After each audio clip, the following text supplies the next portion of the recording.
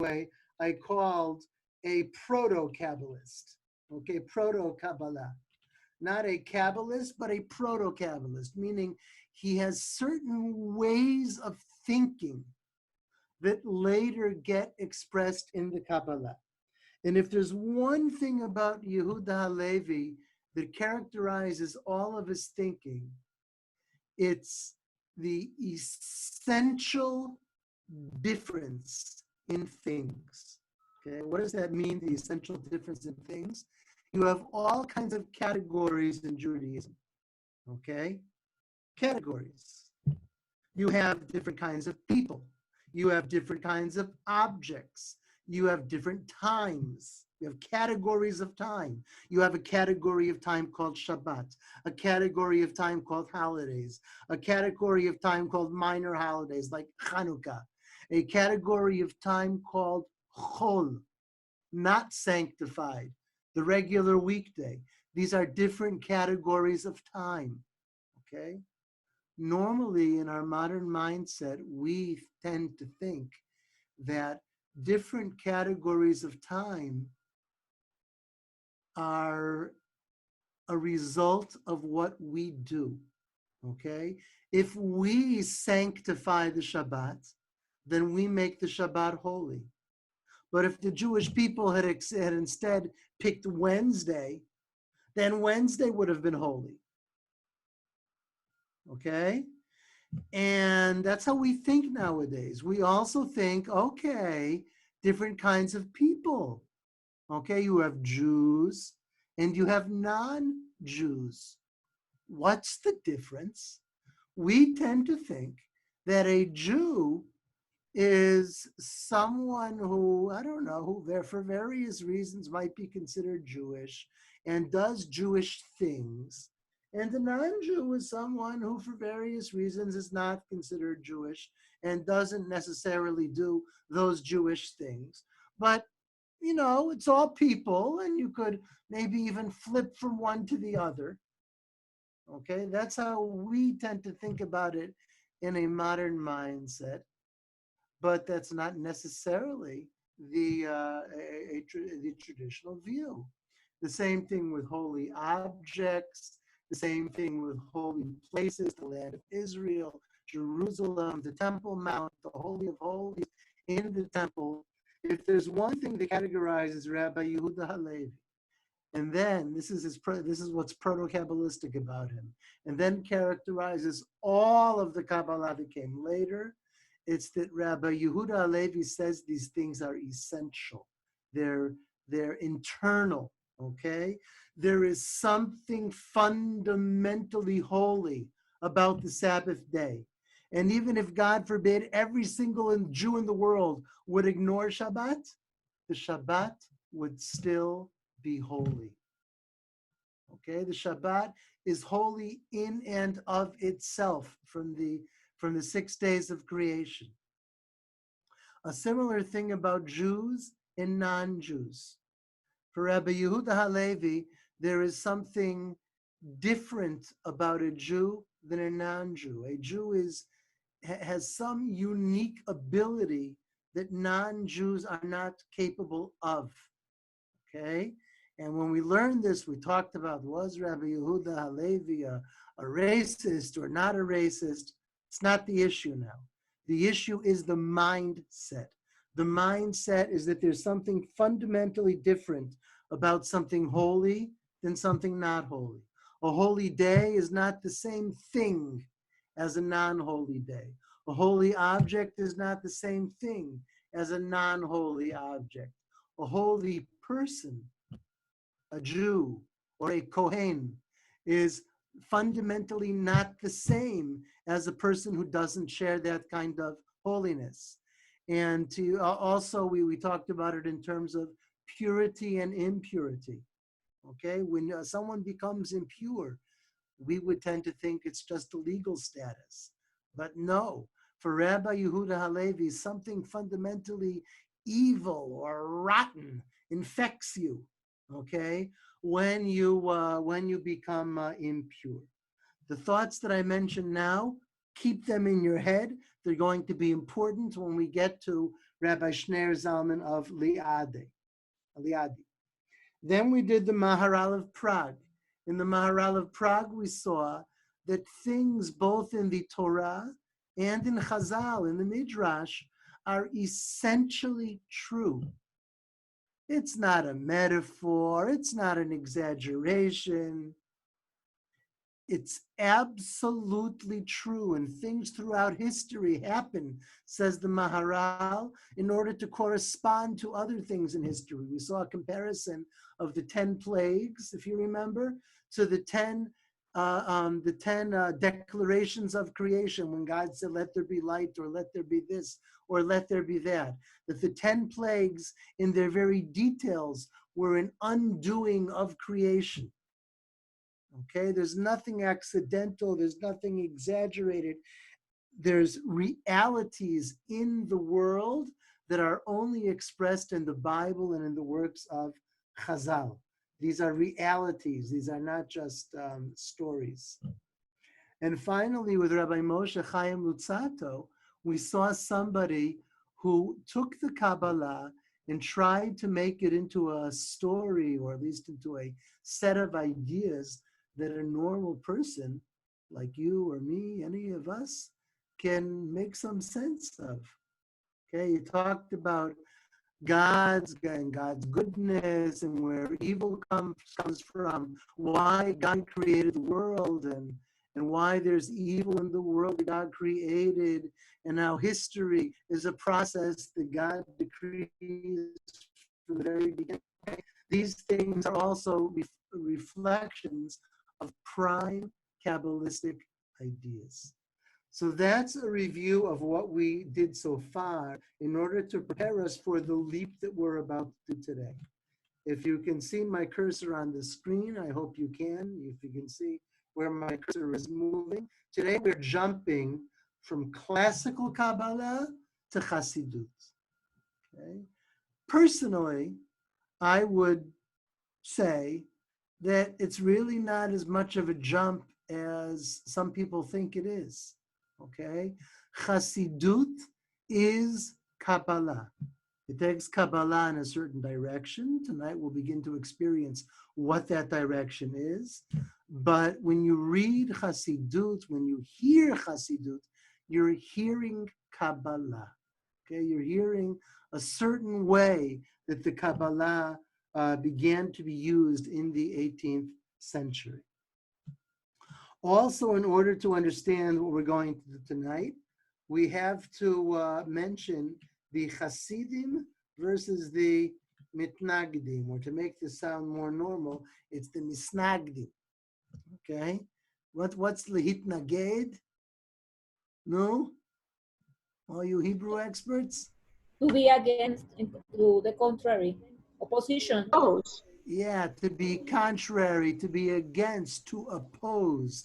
You had the Hasidim, we'll talk about who they are in a moment, and you have the Misnagdim, the Mitnagdim, the people who oppose them. There was a giant war that began in the mid to late 18th century. The Jewish people in Eastern Europe basically split, okay, because of this conflict between the Hasidim and the Misnagdim. And we'll need that in order to understand who Rabbi Shneur Zalman of Liadi was. Okay? Now let's actually talk about the personality of this evening. A moment. Baruch atah Adonai Eloheinu melech haolam she'akol niyah b'dbaro.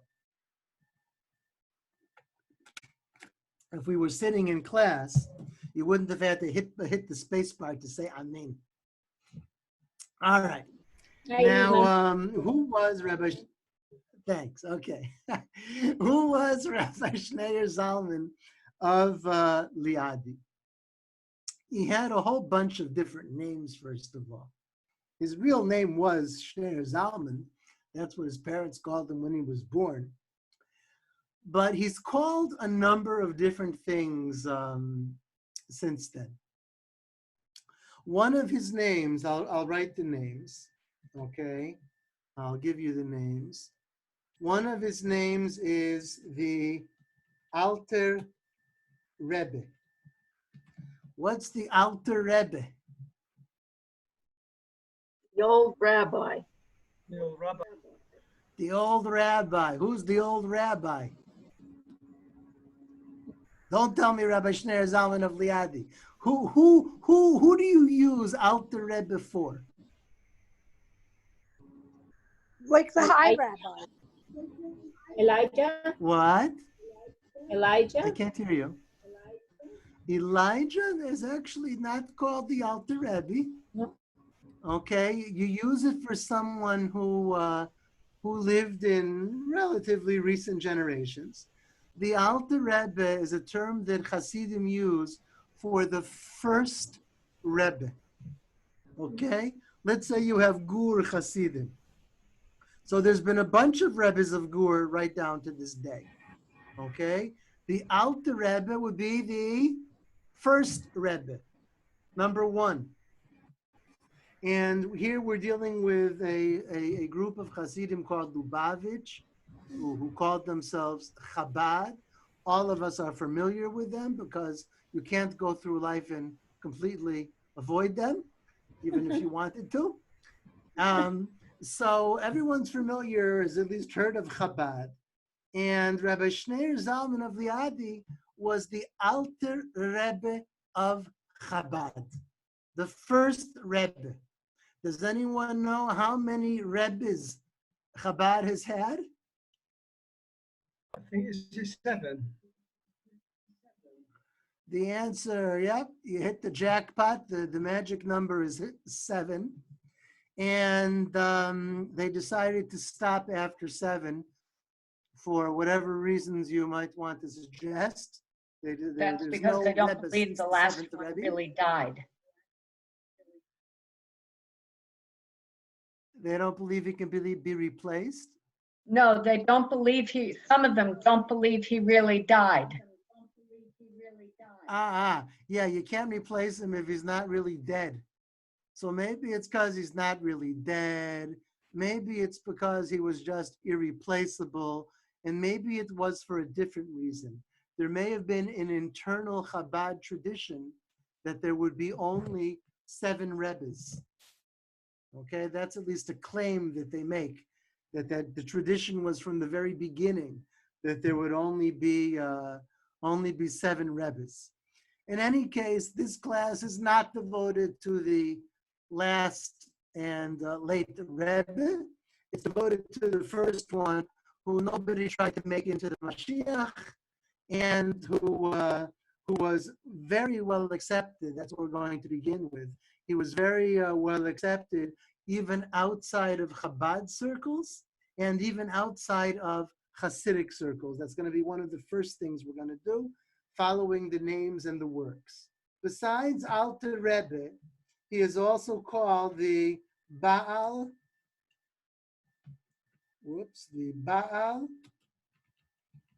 Hatanya.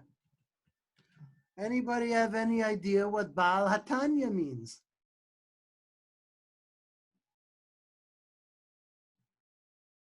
The Lord of the Tanya, he's the one who wrote it, Nachon? He's the Lord of the Tanya. Baal can also mean author, okay? So he's the author of the Tanya. He's called after that particular book, the book called Tanya, which we're going to study tonight.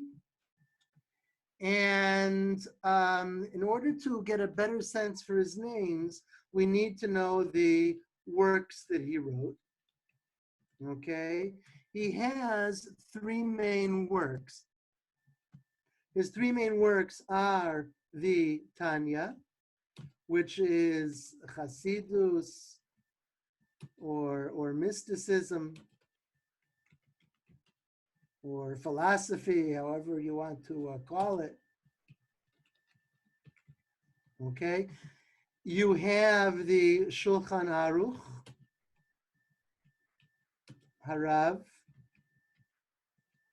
and you have the Sidur Ha'ari. These are the 3 great works that the Balatanya is best known for. You'll already notice that people call him this, the Balatanya. They're calling him after the first one, after number 1. But let's compare that to his other works.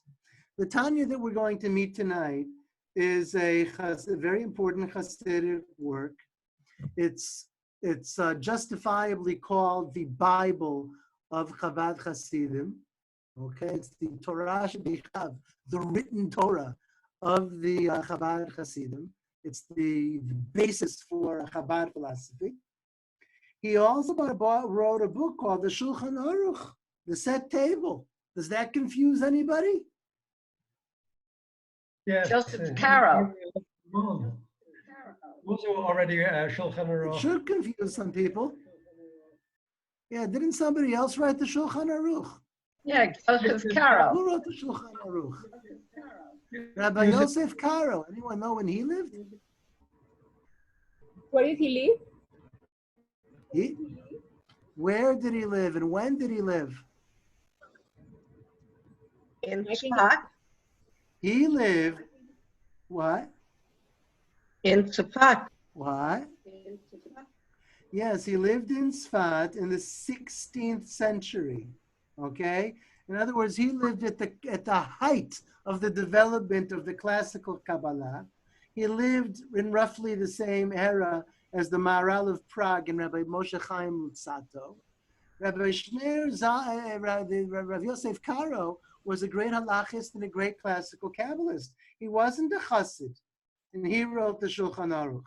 So Shulchan Aruch Harav, the reason it's called Harav is to distinguish it from Rabbi Yosef Karo's Shulchan Aruch.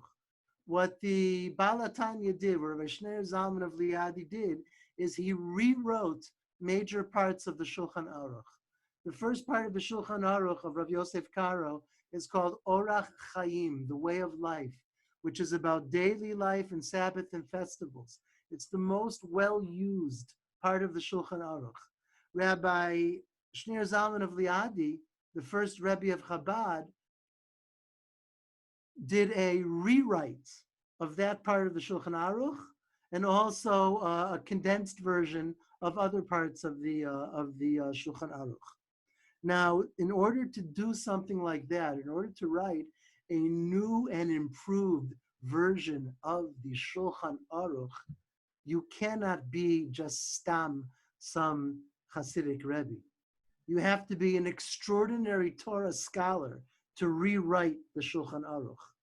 And that is exactly the aspect of Rabbi Shneur Zalman of Liadi, which made him so different and so from other Hasidic Rebbes, and so distinguished from other Hasidic Rebbes. He was an extraordinary Torah scholar in the classical way, in terms of Talmudic learning, Talmudic scholarship, halachic scholarship. He wasn't the Hasidic Rebbe who, gave little pekelech to his followers and gave a little drasha and told a little story. No. He was a very serious Talmudic and halachic scholar in the classic mode, which made him distinguished in the eyes of the opponents of the Hasidim. Let me give you a little bit of background. Does anyone remember, first of all, who can a bit of trivia? Does anyone know who was the founder of the Hasidic movement? The Baal Shem Tov. Excellent. The Baal Shem Tov, Rebbe Yisrael Baal Shem Tov. That's what he was called. Okay? Then just interrupt for 1 second. And his students created a revolution among the Jewish people. And yet, his opponents had a really, really good criticism. And the criticism is as original as he was and as special as he was, he really wasn't much of a scholar. Nobody ever even claimed that he was such a scholar. okay? He wasn't the kind of person who could recite Talmudic tractates by heart and recite you 1,000,000 sources on any halachic issue. He wasn't that kind of rabbi, okay? He was the kind of rabbi who, cheered up the hard to do, and it was his personality that created the Hasidic movement far more than it was his learning.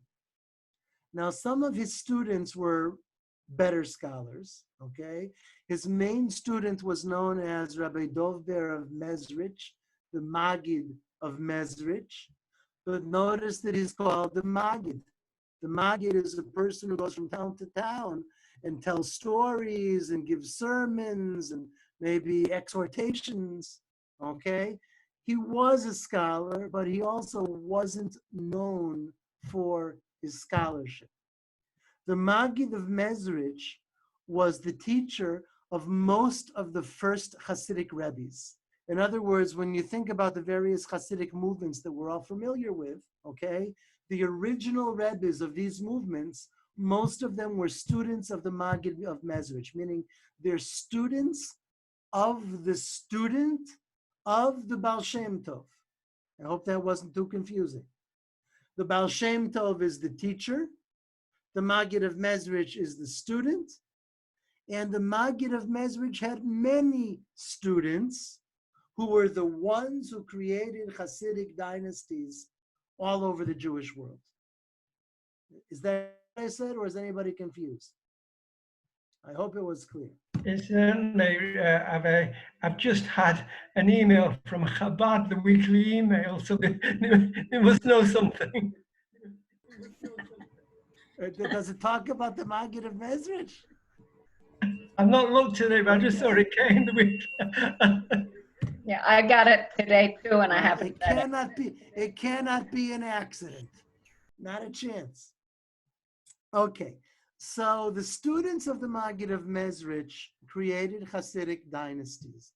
Some famous students that you may have heard of are Rabbi Levi Yitzchak Miberditchev, for instance, was a student of the Maggid of Mezrich. And for our purposes this evening, Rabbi Shneur Zalman of Liadi was one of the most prominent students of the Maggid of Mezrich. He founded one of the most important Hasidic movements in history to this day, Lubavitch or Habad. And number 3, of all the students of the Maggid of Mezrich, the one who was truly a classical rabbinic scholar was Rabbi Shneur Zalman of Liadi. Okay? The others were scholars, but none of them, besides Rabbi Shneur Zalman of Liadi, reached the stature of a classic Talmudic and halachic scholar. Now, the opponents of the Hasidim, called the Misnagdim, okay, the Mitnagdim, one of their criticisms, and it was a justifiable criticism, they were not making this up, they weren't lying, okay? They said that the Hasidim were ignoramuses, okay? Who becomes a Hasid? A Jew who doesn't know how to learn Torah. And who leads the Hasidim? A Rebbe who isn't very much of a scholar. And in many, many cases, this was very true, okay? In some ways, it wasn't a fair criticism.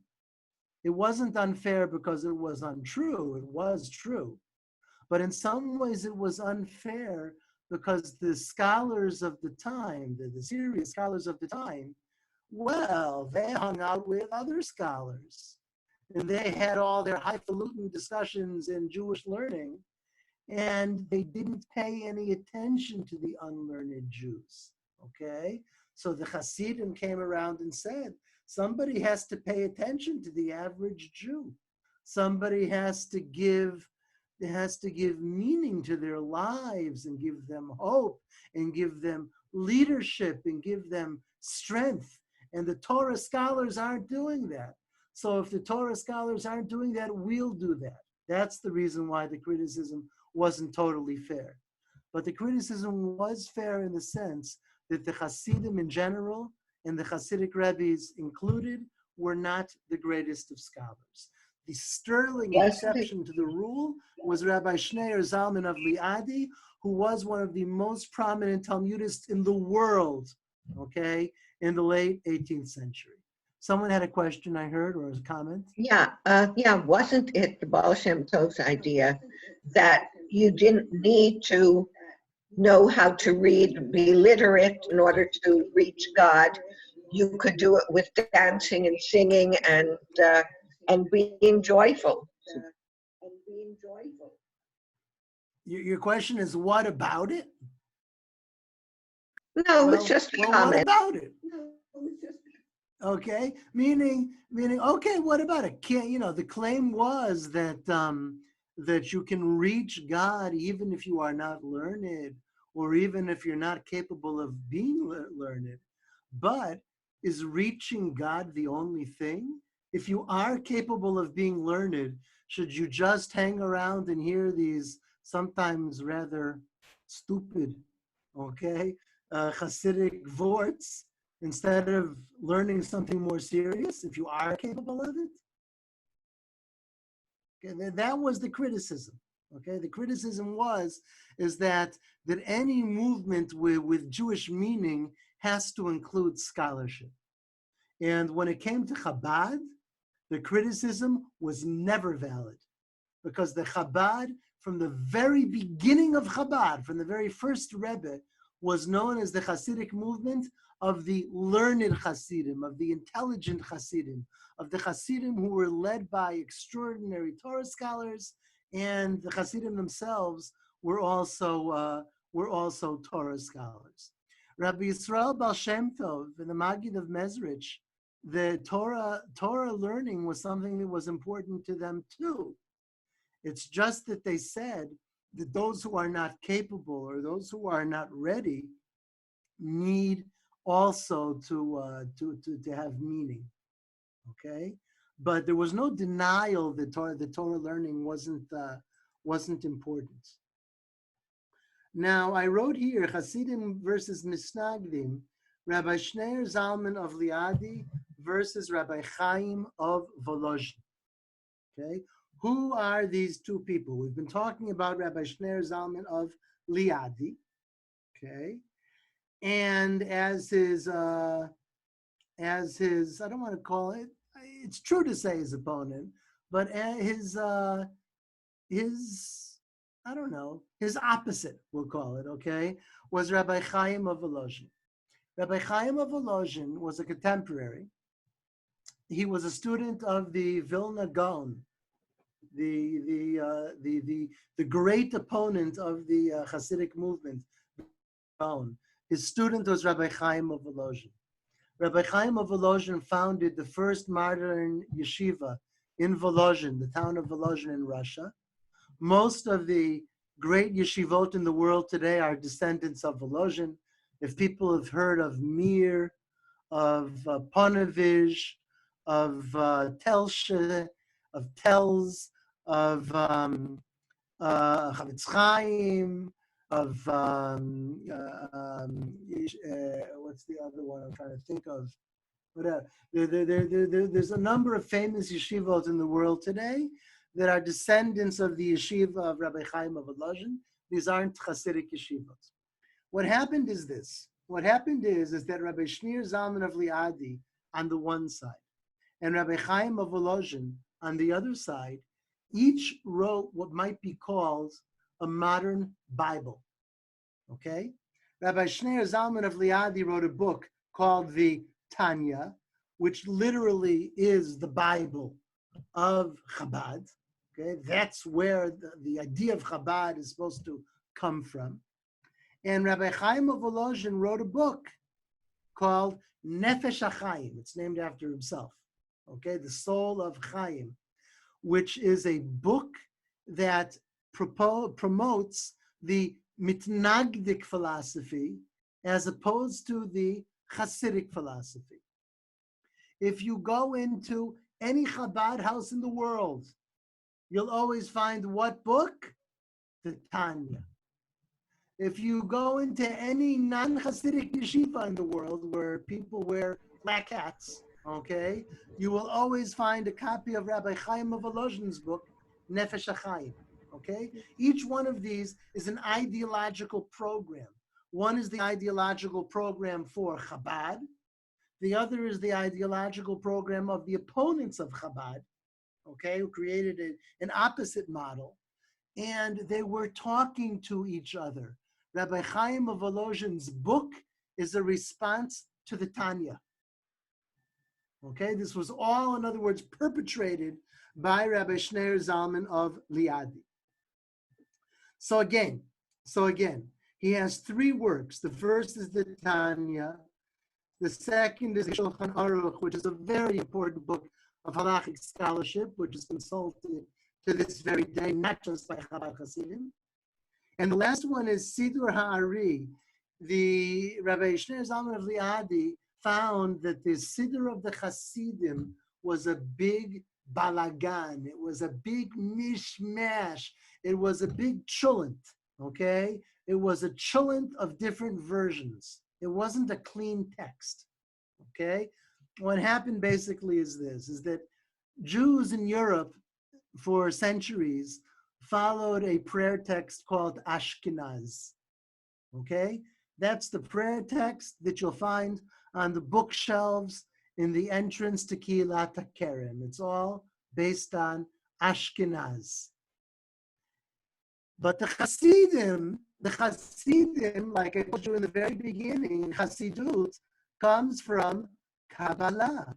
And the Kabbalah had its own prayer text, which was created by the Ari, by Rabbi Isaac Luria of Tzfat. And the Hasidim said to themselves, if we are Kabbalists, if we are following the Kabbalah, then we need to pray from the Hasidic, from the Kabbalistic prayer book. The problem was, when Jews pray from one prayer book for hundreds and hundreds of years, it's very hard to make a clean shift. And instead of making a clean shift, what actually happened was a dirty shift. I don't mean dirty in an awful sense. I mean, it wasn't done well. You know, they kept saying some of the old Ashkenaz stuff, and they put in some of the Kabbalistic stuff, and they just made a big mishmash out of it. So Rabbi Shneur Zalman of Liadi came along and edited the Siddur for the Hasidim to create a clean Hasidic text of the Siddur. So look what he does in his lifetime, his three main works. The Tanya becomes the Bible of Chabad Hasidut and really becomes the ideological work for the entire Hasidic movement, and it's responded to by Rabbi Chaim of Volozhin. He writes an extraordinary halachic work called Shulchan Aruch Harav, which is respected all over the Jewish world, including by opponents of the Hasidim. He edits the Siddur, okay, and provides a clean Hasidic Siddur he wants it to be for all of the Hasidim in the world. But from these three great works, only one of them turns into a name, the Balatanya. He's not called the Baal Shulchan Aruch. He's not called the Baal Sidur Ha'ari.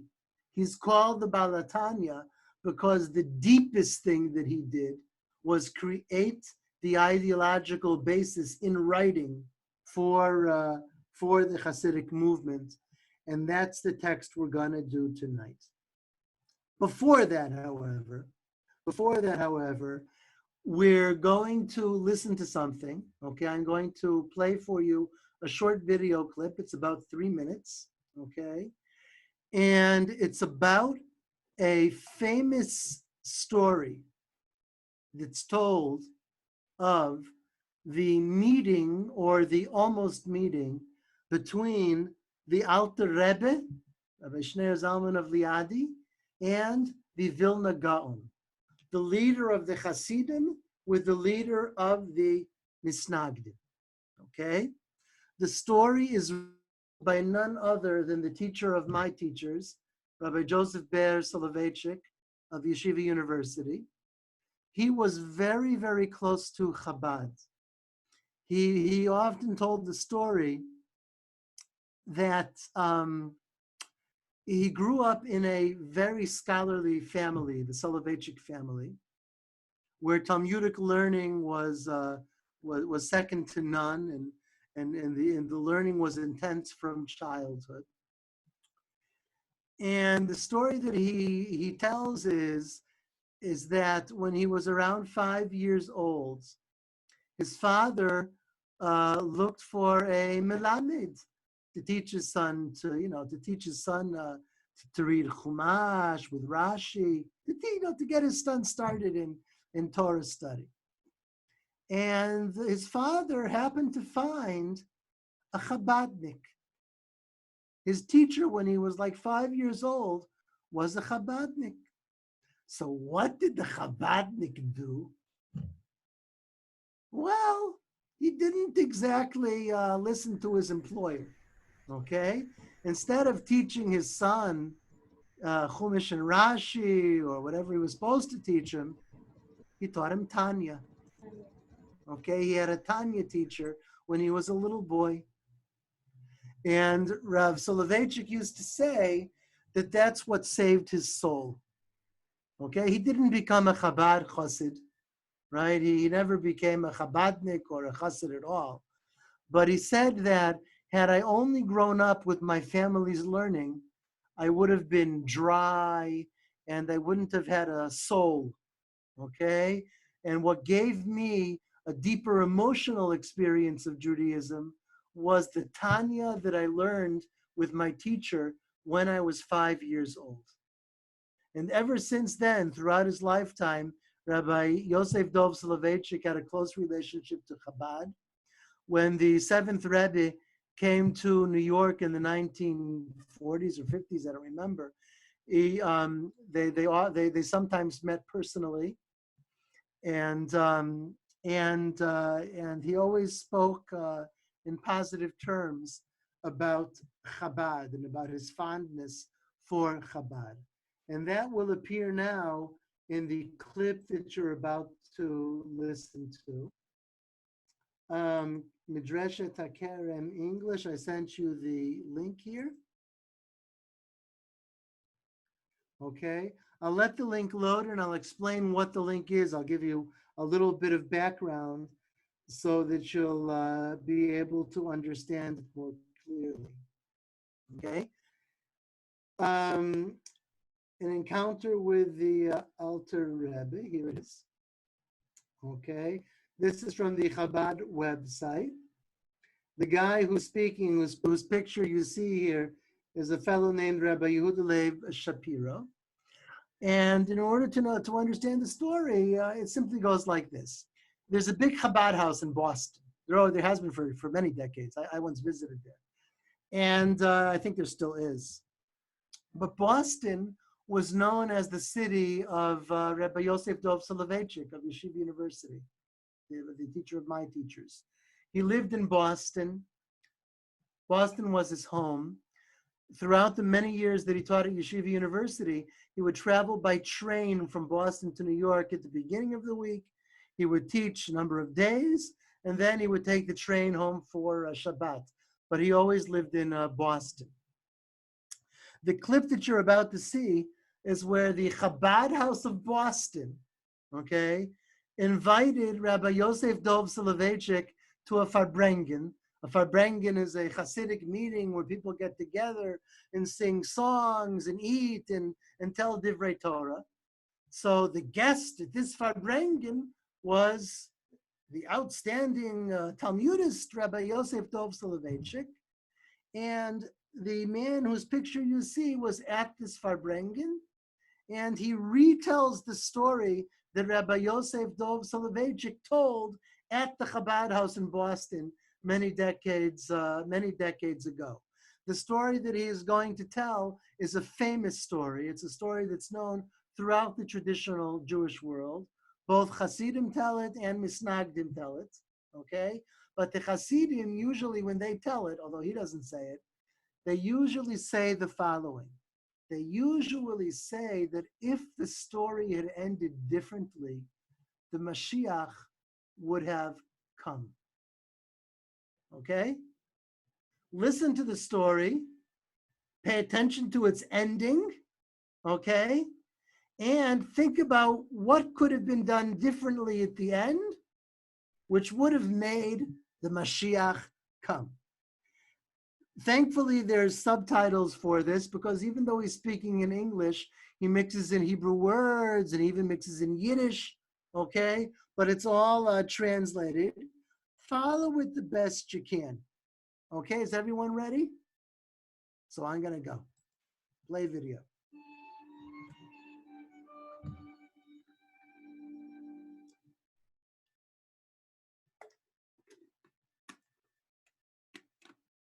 An encounter with the Rabbi ultimate. Yehuda Leib Shapiro is Rosh Hashiva of Tamchei Tmimim in Miami, Florida. He heard the following story told by Rabbi Joseph Ber Soloveitchik, a scion of the Brisker. Can't hear it. Oh, you can't hear it?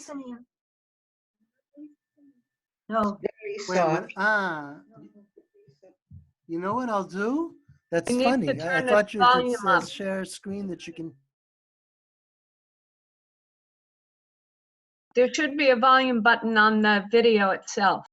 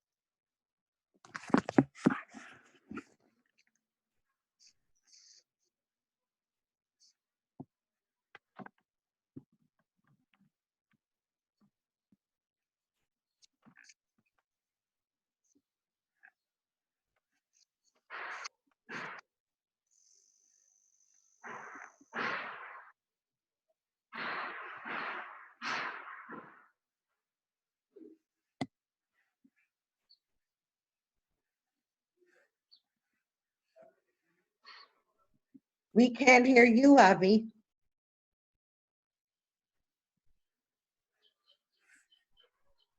Can't hear anything.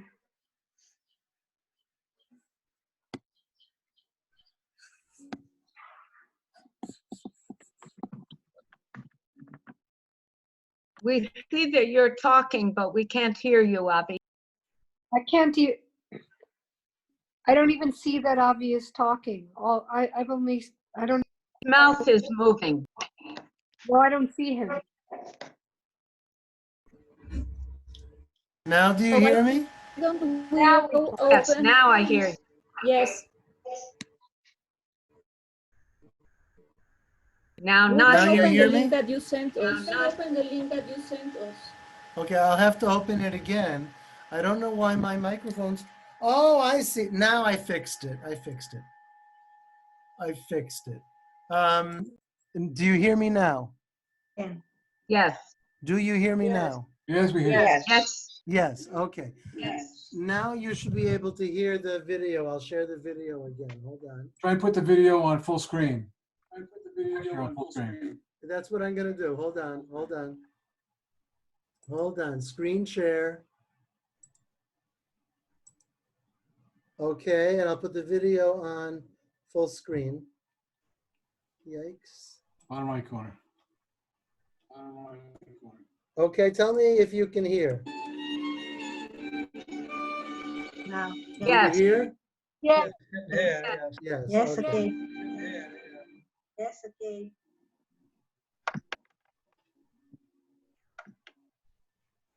Rabbi Yehuda Leib Shapiro is Rosh Hashiva of Tamchei Tmimim in Miami, Florida. He heard the following story told by Rabbi Joseph Ber Soloveitchik, a scion of the Brisker rabbinic dynasty. Was 1 year into Kislev, the Boston made a big Kislev dinner for it. The lavish place for dinner. And it was the territory. It's The sound is a little broken up. Breaking up. Sound Breaking up. bad. Breaking up. What? sound is bad. Breaking up, not. The I have a sound is suggestion. not clear? No, not at all. I have now. Yeah. No, hello? Since we have, Yes. hello? Yes, Hello, what's the since suggestion? we do have subtitles, why don't you turn off the sound and we'll read the subtitles? That's as good as it's gonna get. Sound and we'll read the subtitles. That's as good as it's.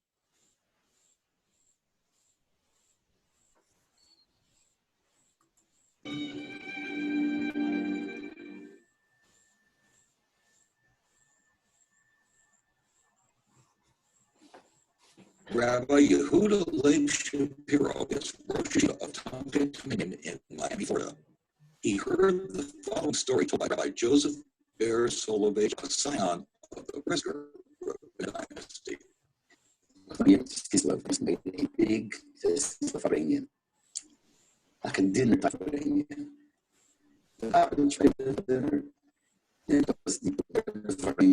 Avi, I think, why don't you let me try to do it on my computer? I think maybe your computer just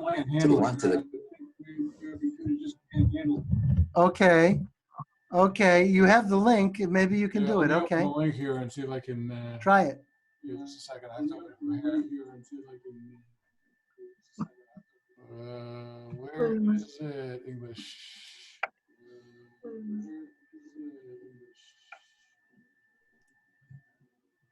Okay. Let me try and share it on my. Stop sharing. Stop sharing. I stopped sharing. Okay. And I'm not sharing anymore. let me share the screen.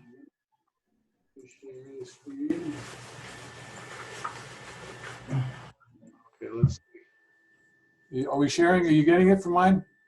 Are we sharing? Are you getting it from Yes, we got it. Yeah, I see it. Yes, Let's it's see. getting it. It's getting it.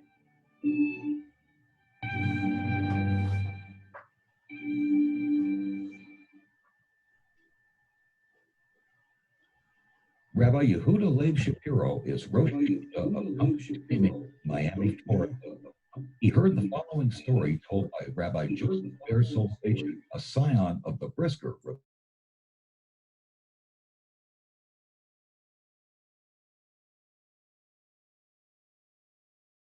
Same thing. Just read the subtitle.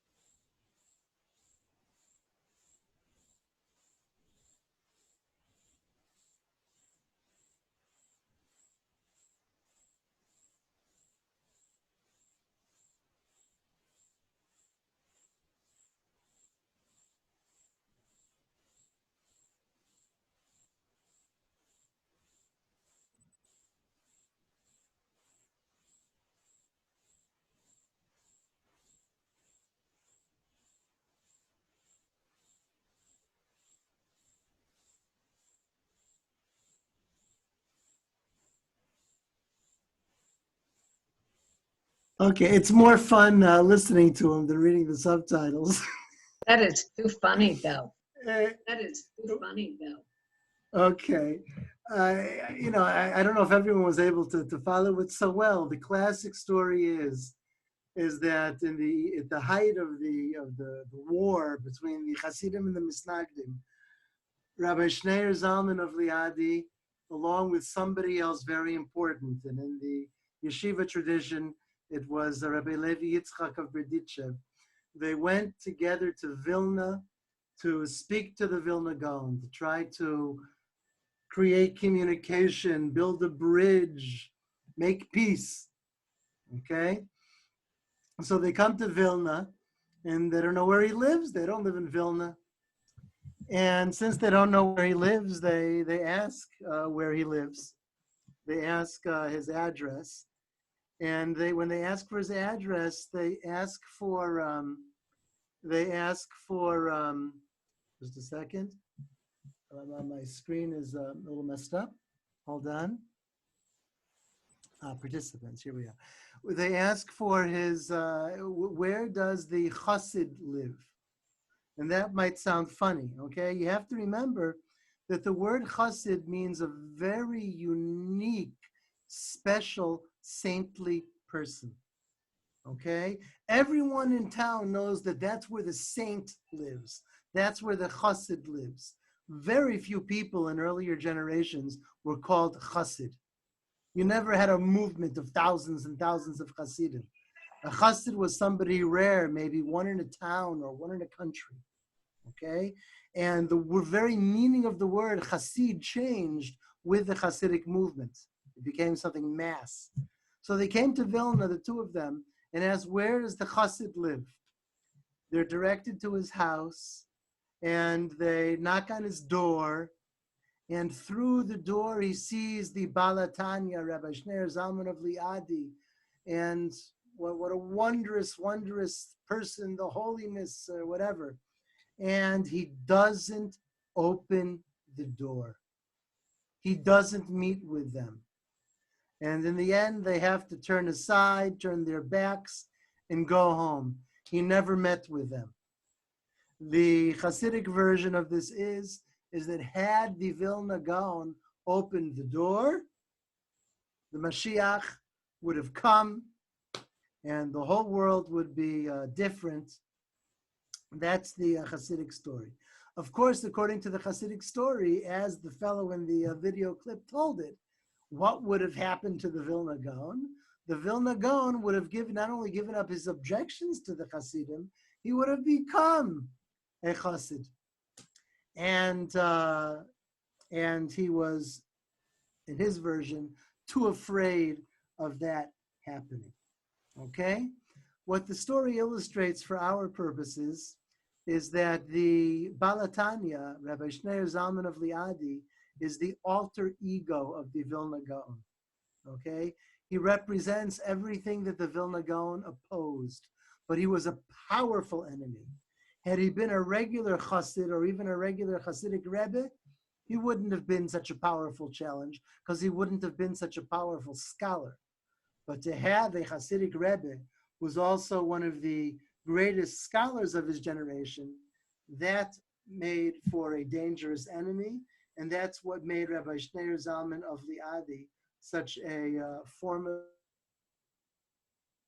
formidable danger to the opponents of the Hasidim, and also what allowed him to create a Hasidic movement within which, which was known for its Talmudic scholarship. The Habad Hasidim are the scholarly Hasidim, the intellectual Hasidim, as opposed to other groups at the time. Okay, all of that's in terms of introduction. The one thing we haven't done is to see what Chabad Hasidism is in this book, the Tanya, and how it fits into the tradition of Kabbalah, how it's an extension or a continuation or a reincarnation, okay, of the classical Kabbalah. So what I will do now is I will share not my screen, but a text. There is indeed a link that leads to the same text in the links that I sent earlier. So nobody has to worry about, where can I find this text afterwards. However, I did find that just aesthetically when using the screen, that it's easier to read from the PDF. So I'm going to give you the PDF. I'm going to share that now. Hold on. Here's the share. Where's the share? Wait. No. Wait. Here's the share screen. And here's the text. Okay. Do people see the PDF text? I hope. I'll make it as big as I can. Yes. It'll take a second. What? I was Okay, going let's give it to a say there second. was The a text big will gray be. square in the screen and then it disappeared. Okay. In a few seconds, the text will load. I already had it available. When you make it larger, here it is. Do you see the text now? Yes, we see it. I see it. Yes? Yes, we see it. You see the text. Okay. Okay, this is chapter 1 of the Tanya. We're going to skip the introduction. The introduction is valuable in some ways. It talks about how every person is different and every person's soul is different. And when you talk about a Kabbalistic idea, each person will understand it a little bit differently according to the soul. And therefore, writing a book about Kabbalah needs to be done very carefully, because of all the different souls that will come along and read it. That's in the introduction that we're not going to see. There's even an introduction by the printer, which is interesting because it talks about how the book is being published for Anash. Anash is an abbreviation for Anshe Shlomenu. Anshe Shlomenu is our people, meaning it's being published for Hasidim. Okay, as opposed to Misnagdim. Okay, all of that precedes chapter 1 of the Tanya. Now, notice that in this version of the Tanya, which it line by line presents like a sentence of Hebrew, then English translation, and then sometimes a small explanation.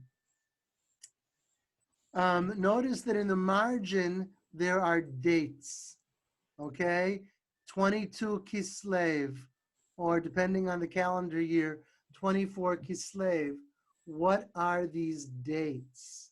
The answer is that this really is the Bible of the Hasidic movement, okay? Anyone know how many Torah portions there are in a year? 54? 52. 54. 50? Not 54, which 52, is you're why we have close though. double.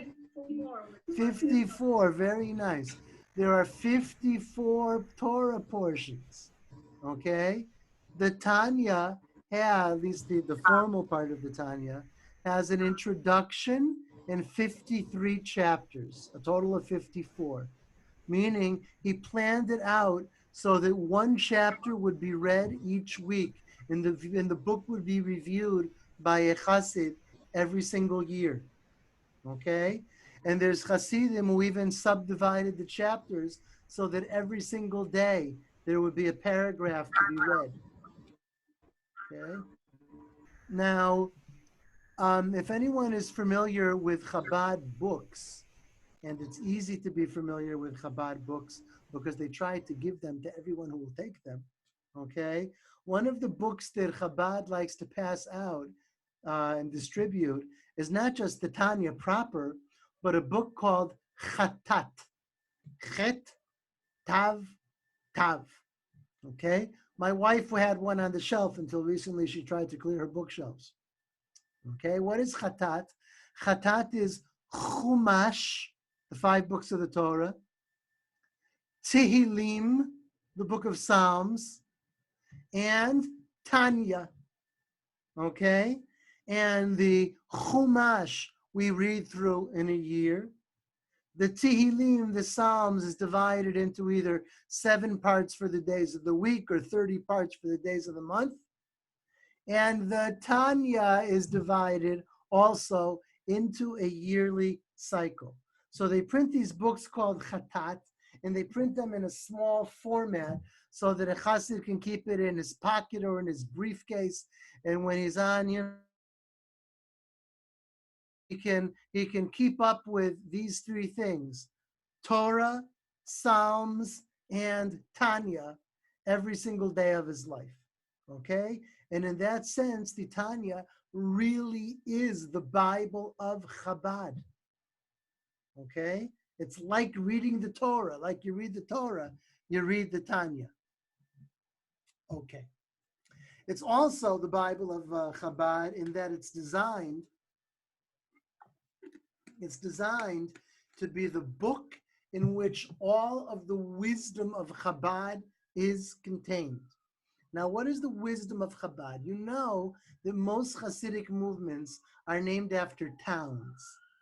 Mir, Vizhnitz, okay?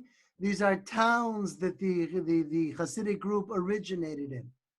This group has a similar name. The name is Lubavitch. That's a town, okay? But Lubavitch is not the name they gave to themselves. The name they gave to themselves is Chabad. What does Chabad stand for?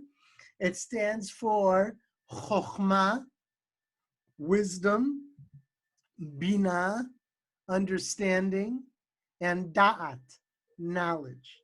You could say that this is connected to the Lubavitchers being the learned Hasidim, the educated Hasidim, the Torah scholar Hasidim, and it probably does, okay? But it's also connected to Kabbalah. Kabbalah has the 10 Sfirot. The 3 highest Sfirot are the intellectual Sfirot, three Sfirot which are indeed called, in the Hasidic version, Chokhmah, Bina, and Da'at. Okay, in other words, the highest wisdom is meant to be reflected in this book. If you understand, if you learn this book well, you will be privy to the wisdom of these Sfirot. Now we will finally start reading. Okay? Now this book is not an easy book to read. This is not the Ramchal. If you remember the Ramchal, who wrote this beautiful, pristine Hebrew that even in translation is extremely, extremely clear. Okay, and he tries to present the ideas of Kabbalah in a way that anyone can understand. That is not true of this book. This book presents the ideas of Chabad in a way that a Torah scholar can understand. It's written like a book, in the style of a book of Torah scholarship. Okay? And you see that right from the very first sentence. The first word of this book is Tanya. That's why it's called the Tanya. Okay? But the book has a bunch of different names. The official name of the book is called Sefer HaBenonim. Sefer HaBenonim means the book of average people, or perhaps more correctly, the book designed for and written for average people. What are average people? This is defined already in the very first chapter, this chapter that we're going to study. The book is addressed to what is called, in quotes, average people, even though we're going to see that there's nothing average about them at all, okay?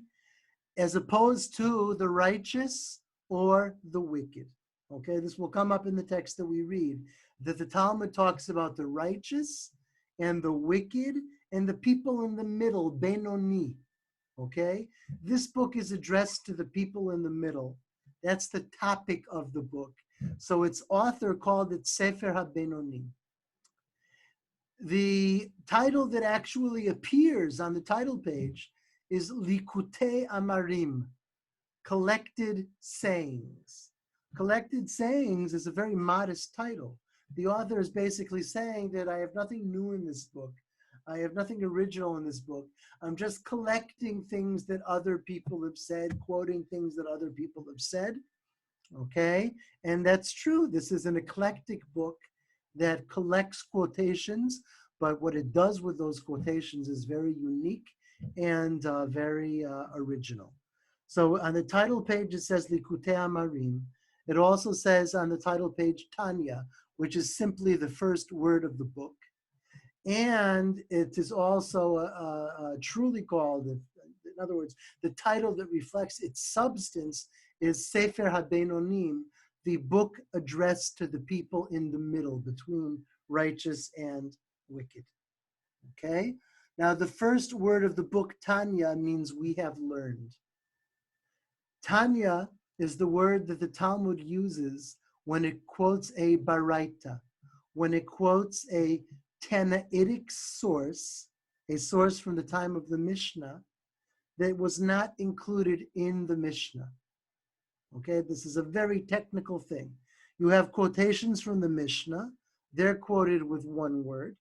And then you have quotations that are not found in the Mishnah, but from the same period, that are quoted by a different word, and that word is Tanya. Okay, we have learned in a baraita, in a saying that was not included in the Mishnah. Besof Perek Gimel de Nida, at the end of the third chapter of Tractate Nida in the Talmud. And the quotation is as follows.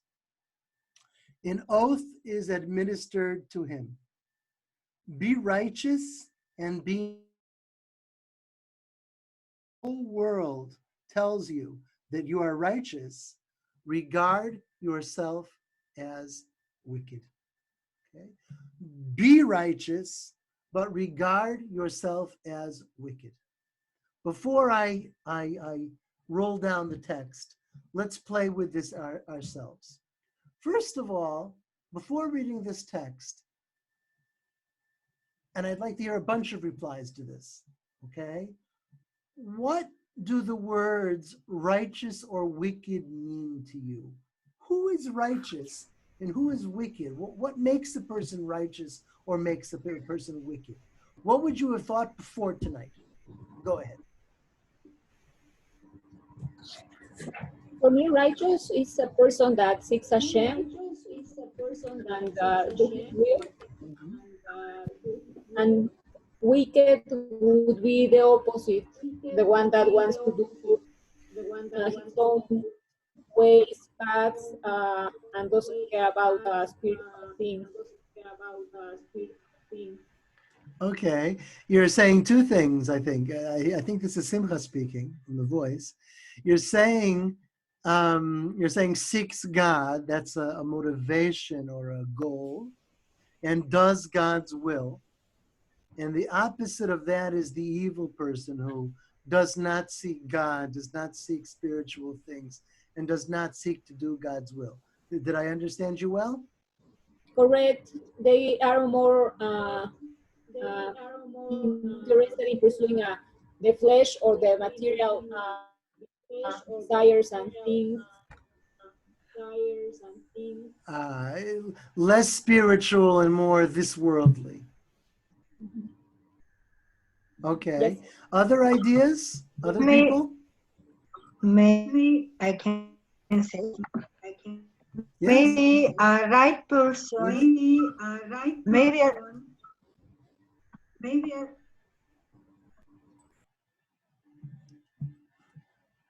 I don't hear you.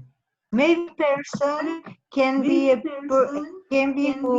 who can correct, accept their mistakes and correct their way following instructions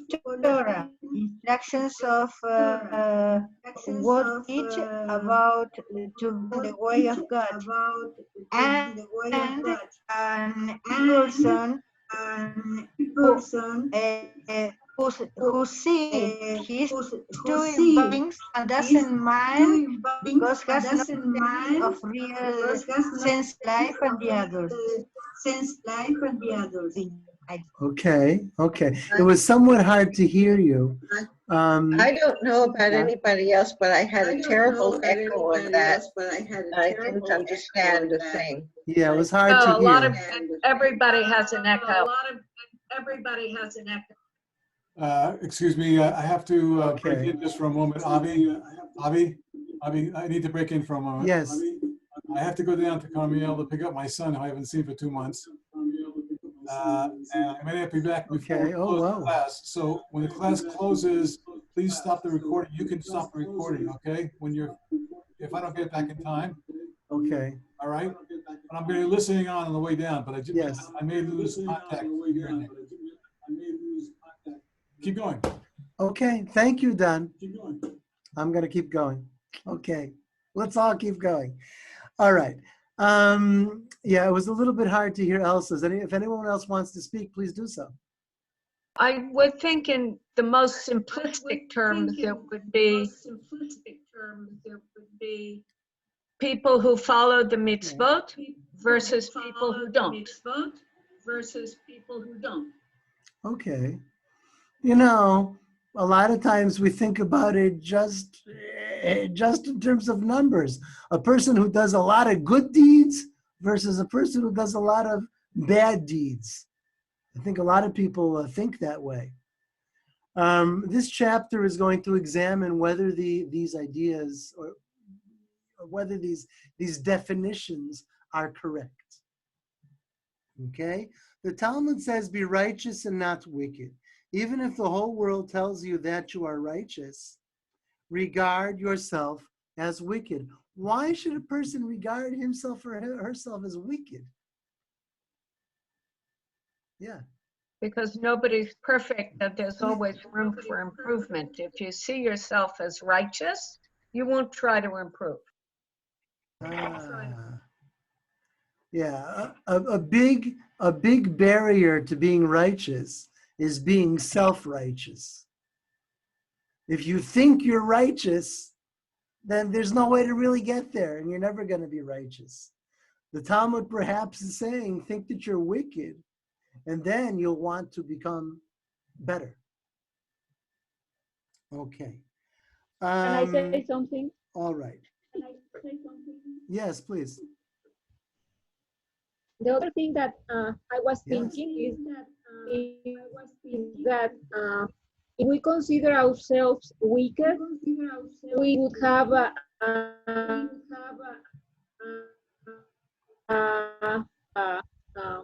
example, and also would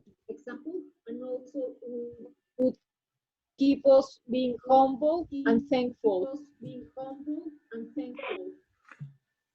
You're saying that it's hard. Some of it wasn't clear.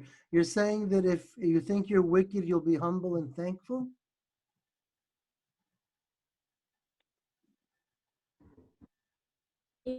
Okay. Know that we are wicked. If we Hashem is perfect. We acknowledge that we are less. We acknowledge that we are less. Okay. Yeah. So sometimes with the participation, it's hard. It's very, very hard to hear. I heard parts of what you said, Simcha. Let's go back to the text. I don't think there's another way to do it. Okay. So that's what the Talmud says, be righteous and not wicked. And even if everyone says how righteous you are, consider yourself wicked. Don't listen to them. Now, this calls for an explanation, says the text.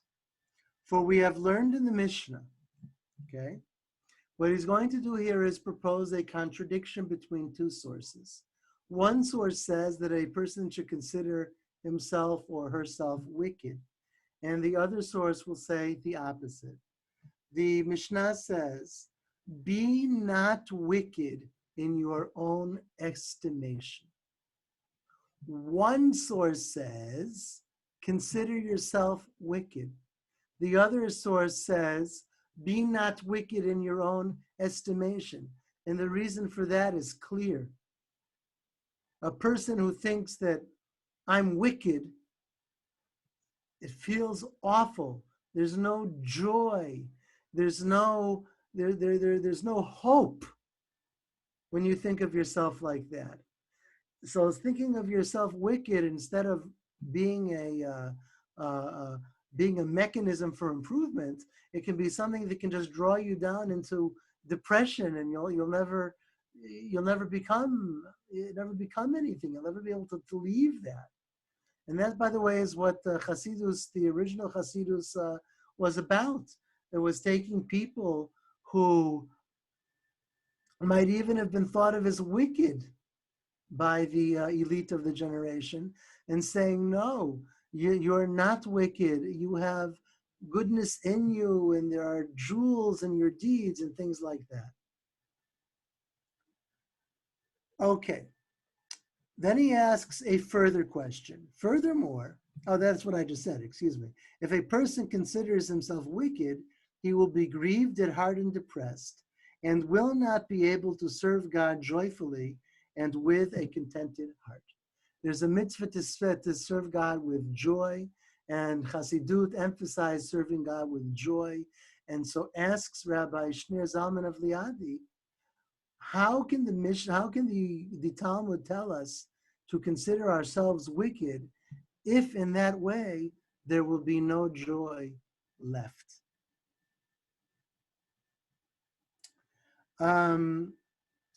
While if it all grieved by this self-appraisal, he may be led to irreverence, God forbid, but by an attitude like that. In other words, let's say you consider yourself evil.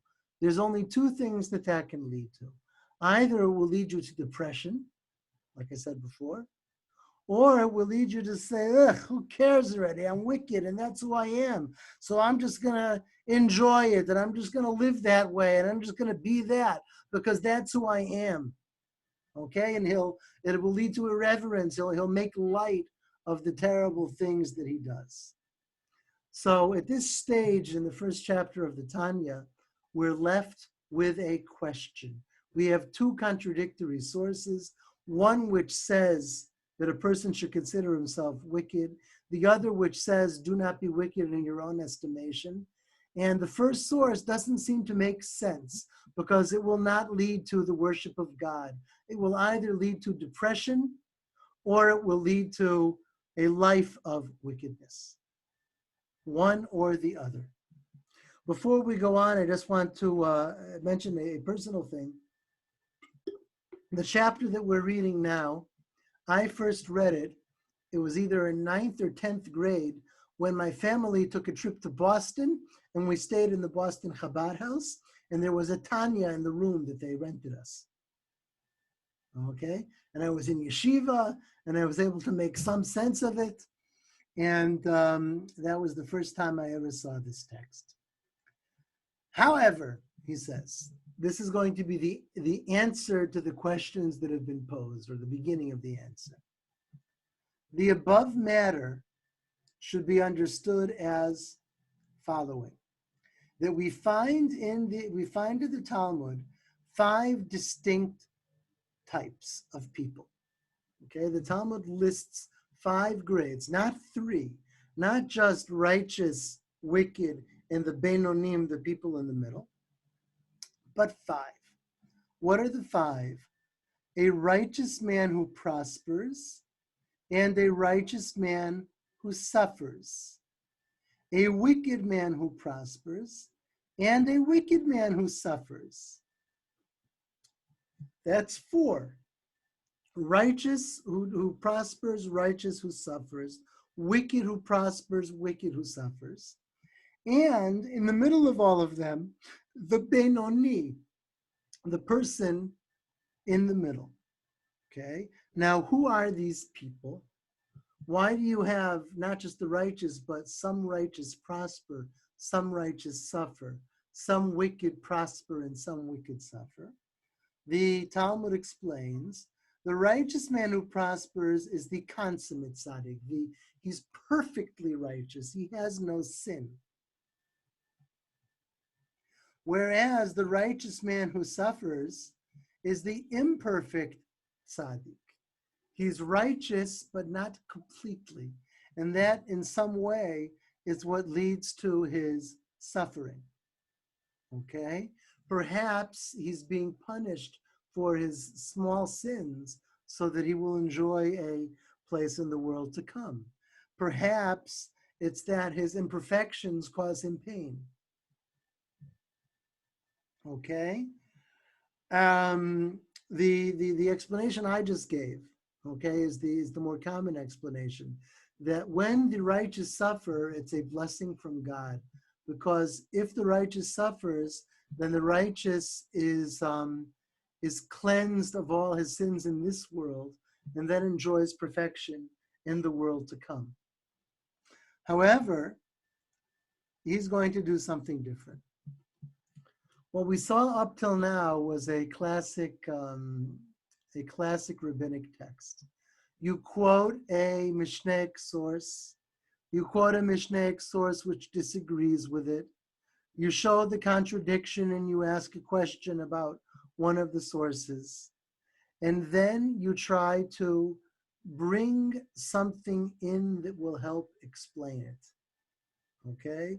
And the thing which is going to be a clue or a tool towards the explanation is this five-way distinction, the five kinds of people: righteous who prosper or suffer, wicked who prosper or suffer, and the intermediate people in the middle.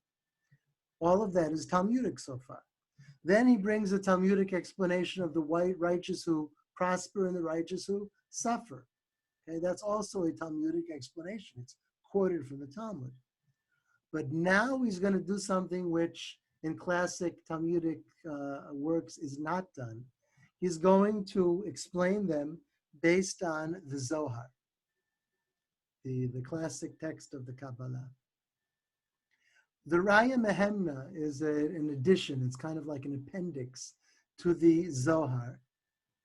It is explained that the righteous man who suffers is one whose evil nature is subservient to his good nature. Let's think about that for a second. Okay? A number of you, when I asked you what righteous or wicked is, you talked about doing the word of God, will of God, or being spiritual, or doing lots of good deeds is opposed to a lot of bad deeds, and things along those lines. Okay? In the classic sense,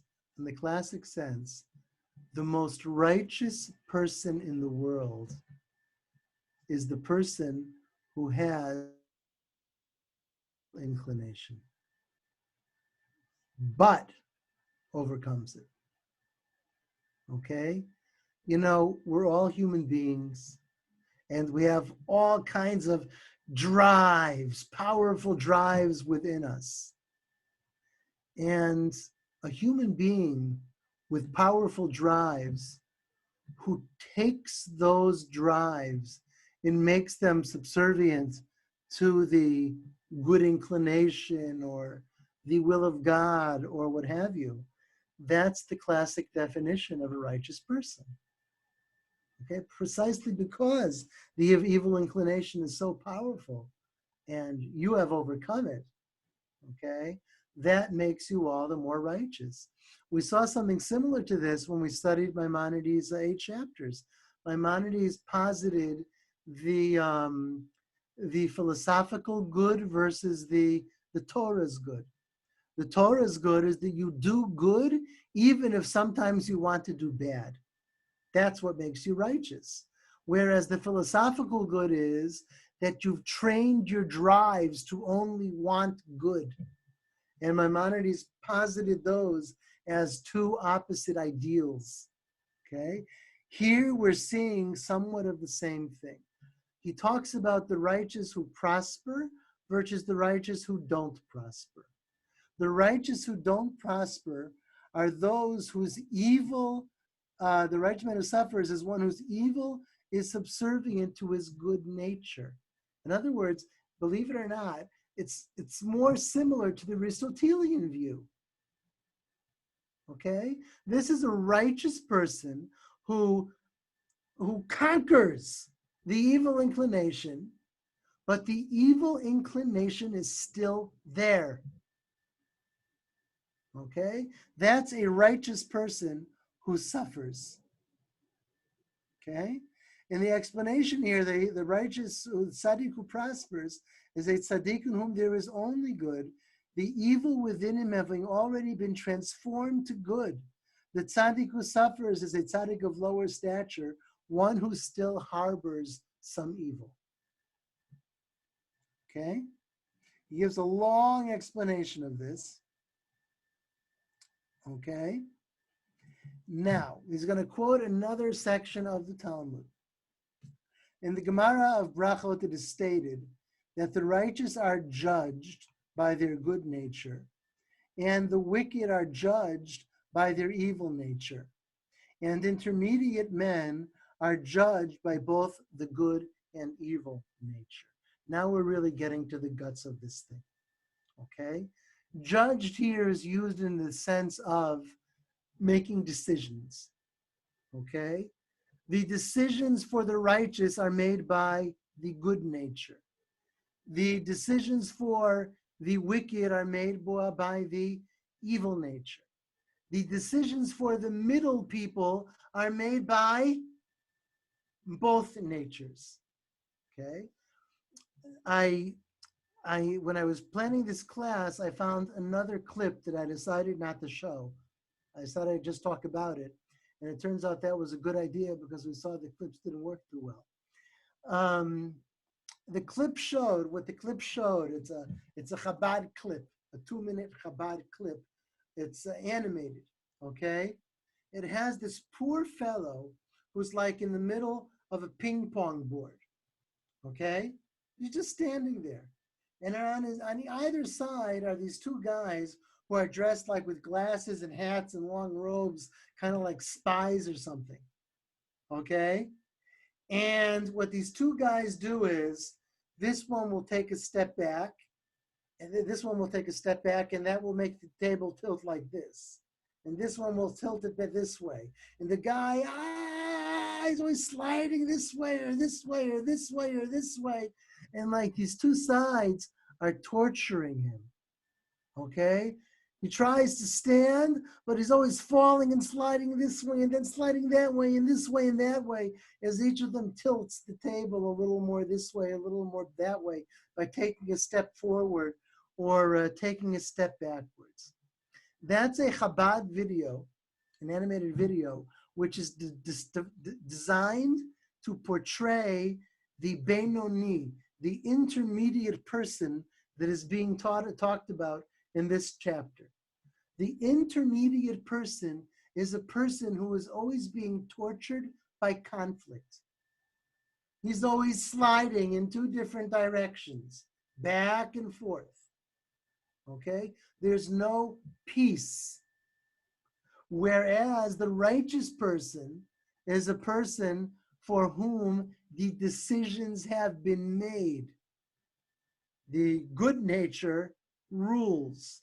The wicked person is also a person for whom the decisions have been made because the evil inclination rules. The intermediate person is almost all of us. I think it's everyone certainly here tonight, okay? And he's going to define righteous, wicked, and intermediate or middle in a way that's very, very different than what we think. Okay? Now, here's his example to show you how different it is from what we think. A quote from the Talmud. Rebbe, one of the greatest sages of the Talmud, declared, I, for example, he said, am a Benoni. Said Abaye to him, Master, you make it impossible to live. In other words, if somebody as righteous as Rabbah, someone whose actions are so good, is only an intermediate, then what is anybody else going to say? Okay, and yet you already have a clue to the point of this chapter. Okay, even an extraordinary scholar and a person whose works are good, whose deeds are good, whom almost all of us would normally label a very righteous or a very saintly person, in this chapter is being defined as an intermediate person. Why as an intermediate person? Rabbah, as we'll see in the coming sentences, was still on the ping pong board. Rabbah is still sliding this way and that. Rabbah is still struggling. The righteous person is the person, as he'll define it, who has no struggles left. Okay, let's see that. To understand all of the aforesaid clearly, an explanation is called for. And also to understand the statement of Job, where Job says, Lord of the universe, you have created righteous men, you have created wicked men, for he does not decree which persons are to be righteous and wicked. This is also a question that we saw in Maimonides. Does a person have free will? Okay. The Talmud says something which would seem to take away free will. Or the verse from Job. Job says, you created righteous men in the sense that you made them by their very nature righteous. You created wicked men, which seems to mean you created them in their very nature wicked.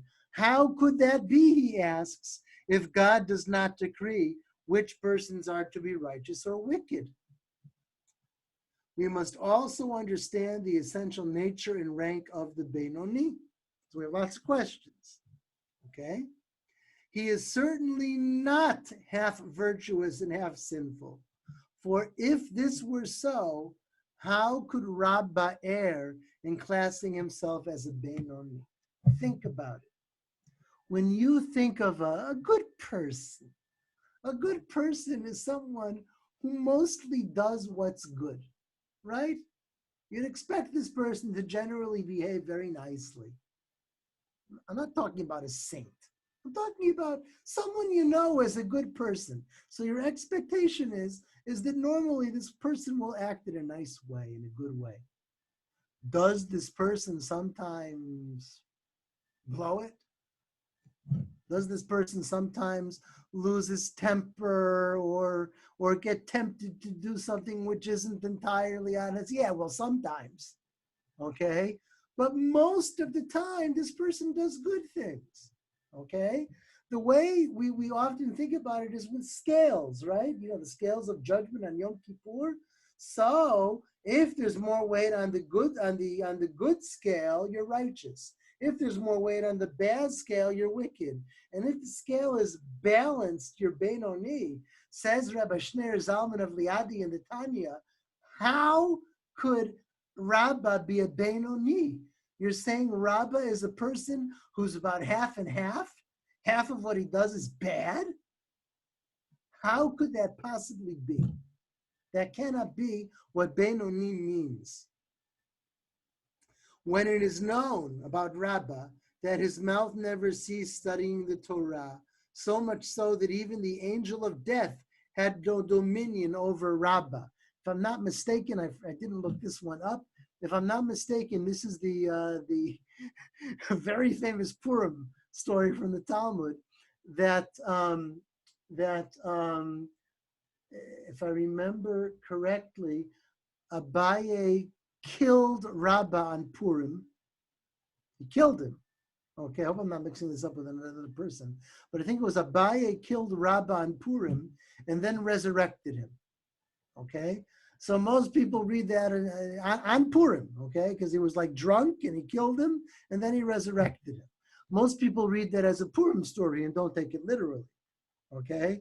But the Tanya takes it completely literally, okay? Even the angel of death had no dominion over Rabbah. So how could he be called a Benoni, middle of the way person? Okay. How then could he err that half his deeds were sinful, God forbid? Come on, you don't normally like a person where half their deeds are awful. Wait a minute. Furthermore, okay. Wait a minute. Yeah, Wait yeah. a minute. He killed somebody. Wait a minute. There you go. He killed somebody. There you go. No, Abaye killed him. Oh, Abaye killed him. Oh, got it confused. Okay. Thank you. Okay. Abaye killed him, but then he was resurrected. The angel of death had no power over him. Okay, got it. Okay, got it. Okay.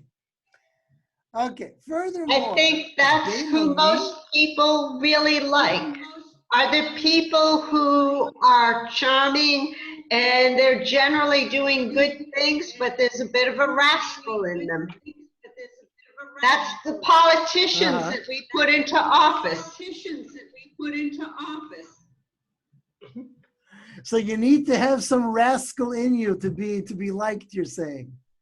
Most righteous people, most people who are generally nice, have some rascal in, but you still think that they're good people. All right.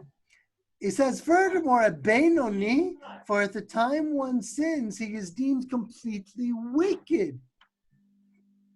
And if he repented, then he is deemed completely righteous. In other words, he's going to go through, by the way, one second. He's going to go through, by the way, a list of different kinds of sins, okay? And show how even doing this kind of sin or this kind of sin on this level or on that level, you're called wicked. So it can't be that Rabbah was a Benoni. I apologize. Who is speaking? Go ahead.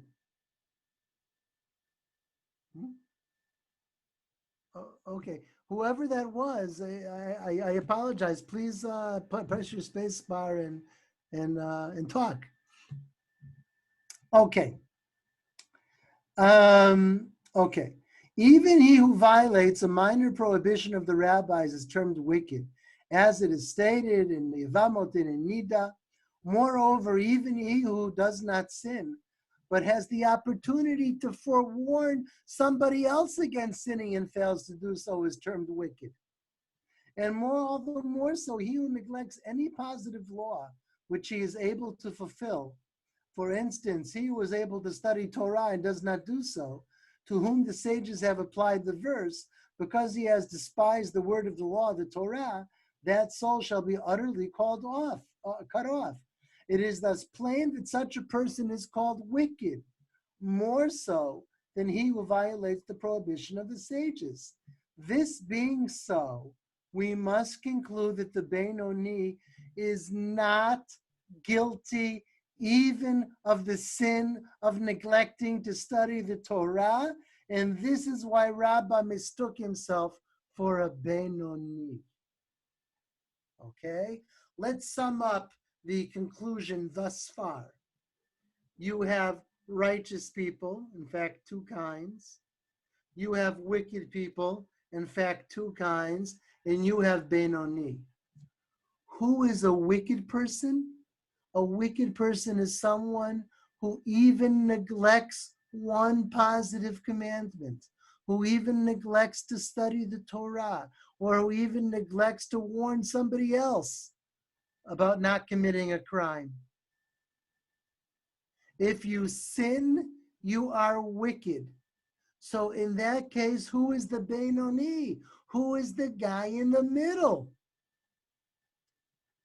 The guy in the middle is the guy on the ping pong board or on the table that keeps shifting this way and that, and he keeps sliding. He may not slide into sin. The very fact that he's sliding is what makes him intermediate.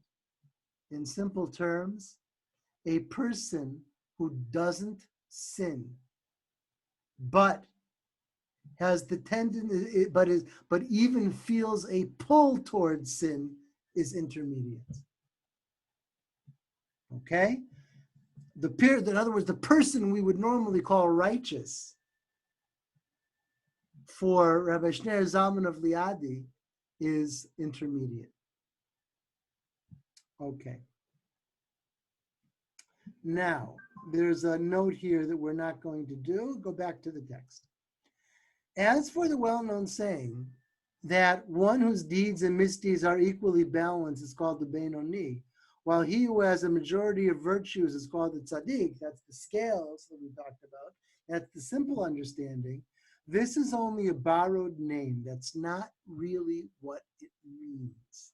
The person with more merits is not really righteous. The person with more misdeeds is not really wicked. Not correct, he says. Okay? It's only a borrowed name for use in regard to reward and punishment, because one is judged according to the majority of his deeds. And he is termed righteous if he is acquitted, and the opposite. If, however, we seek to truly define the distinctive qualities and ranks of tzaddikim and beinonim, our sages have remarked that the righteous are judged by their good nature, as it is written, "And my heart is slain within me," meaning that he, David, was devoid of an evil nature, having slain it through fasting. The righteous people are not on this table that shifts. The righteous people stand firm. The evil inclination no longer even exists. It's more appertainable to the Aristotelian view than to the traditional view. But whoever has not attained this degree, getting rid of the evil nature, even though his virtues outnumber his sins, he is not at all at the level and rank of the tzaddik. Okay, I think we'll stop here with a remark, and the end of the text next week will give you a gigantic shock. Okay, but in order to understand what we did so far, why is the first chapter of this book so devoted to the definitions of righteous, wicked, and in the middle? And why is the criterion for a tzaddik so high? Why is even a person whose deeds are perfect only considered an intermediate? It has to do. This is the fundamental text written about Hasidic ideology. If you remember, the name of the leader in the Hasidic movement is not really Rebbe. The word Rebbe is used, the Vizhnitzer Rebbe, the Mirror Rebbe. The word is used, but that's not really the title. And that's not the title, by the way, that was used in the formative generations of Hasidut. The title that was used was the tzaddik. A person needs a tzaddik. A chassid needs to find his tzaddik. Okay?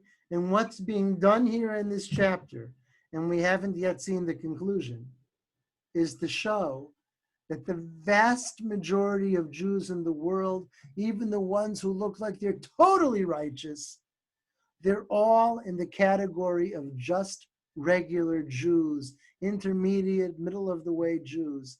This book, the official title of it, I told you earlier, is Sefer HaBeinonim, the book of the intermediate people, the book of the people in the middle. Okay? It's the book that the tzaddik, Rebbe Shneur Zalman of Liadi, writes for the Hasidim. And the Hasidim are the people who are in the middle, even the ones that seem very righteous, even the ones that are great scholars.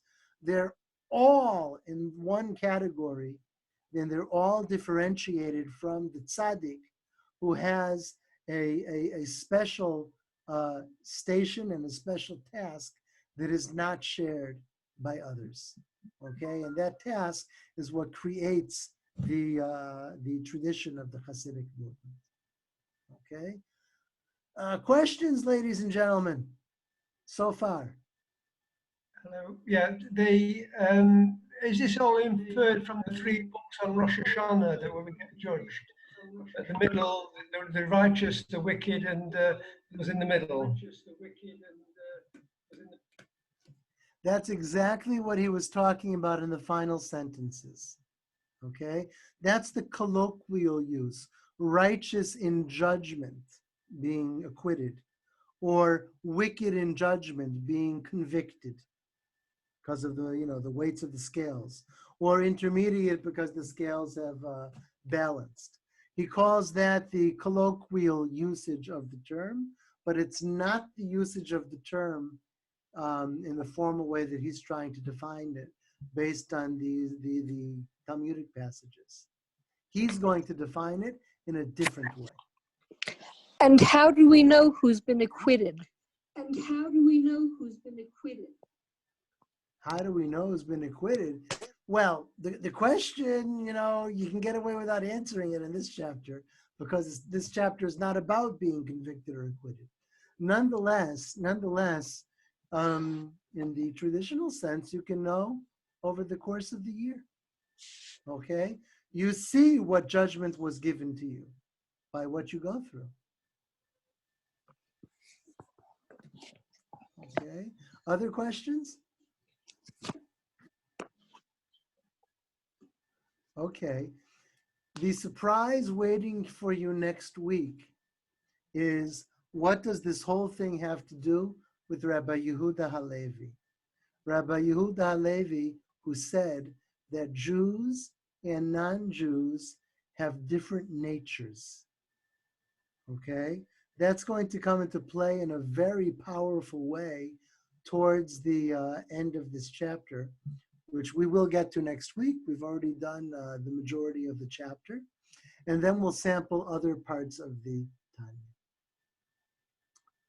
All righty? Thank you. It was wonderful to see all of you. Thank you, Baba. And to Thank you. Thank you.